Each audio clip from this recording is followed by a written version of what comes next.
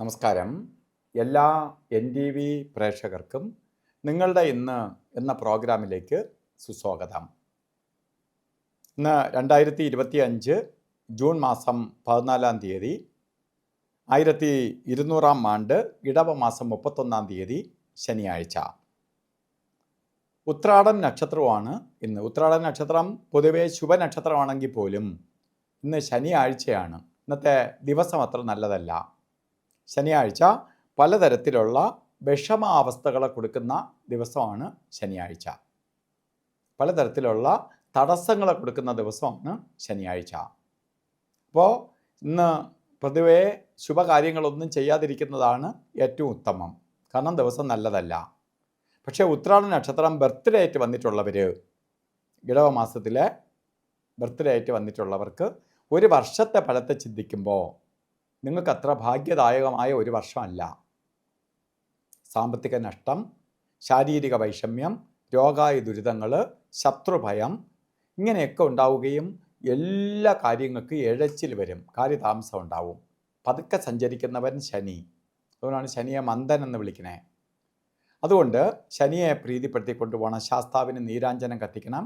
ശനീശ്വര യന്ത്രം ധനാകർഷണ യന്ത്രവുമായി ചേർത്ത് ദേഹരക്ഷ ധരിക്കണം. അതേപോലെ തന്നെ നമുക്ക് പ്രാർത്ഥനാ നിരതരായിട്ടിരിക്കുക.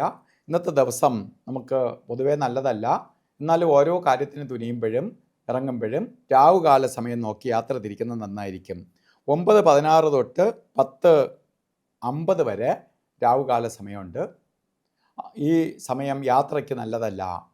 അതുപോലെ ഗുളികനും യമകണ്ഠകാല സമയം, ഗുളികകാല സമയം വരുന്നത് 6:07 തൊട്ട് 7:43 വരെയും, യമകണ്ഠകാല സമയം വരുന്നത് 3:59 തൊട്ട് 1:59 തൊട്ട് 3:34 വരെയും. ഈ സമയം ഒരു ശുഭകാര്യങ്ങൾക്കും എടുക്കരുത്. ഇന്ന് നമുക്ക് ഓരോ കാര്യം ചെയ്തേ തീരുള്ളൂ എന്ന അവസ്ഥ വരികയാണെങ്കിൽ നിങ്ങൾ അഭിജിത്ത് മുഹൂർത്തത്തിന് പ്രാധാന്യം കൊടുക്കണം. അഭിജിത്ത് മുഹൂർത്തം എല്ലാ ദിവസവും ഉണ്ട്. ഇന്നും 12:01 തൊട്ട് 12:49 വരെ 48 മിനിറ്റ് നേരം അഭിജിത്ത് മുഹൂർത്തത്തിൻ്റെ കാലഘട്ടമാണ്. അതുപോലെ ഇന്ന് നമുക്ക് ഓരോ കാര്യത്തിന് ഇറങ്ങുമ്പോഴും വസ്ത്രധാരണത്തിന് പ്രാധാന്യം കൊടുക്കണം. പ്രധാനമായിട്ട് വസ്ത്രധാരണത്തിന് പ്രാധാന്യം കൊടുക്കണം. പ്രധാനമായിട്ട് ബ്ലാക്ക് കളറോ നീല കളറിലോ ഉള്ള വസ്ത്രധാരണത്തിൽ ഉൾപ്പെടുത്തുന്നത് ഭാഗ്യദായകമായി തീരും.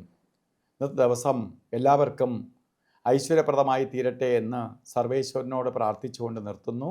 നന്ദി, നമസ്കാരം.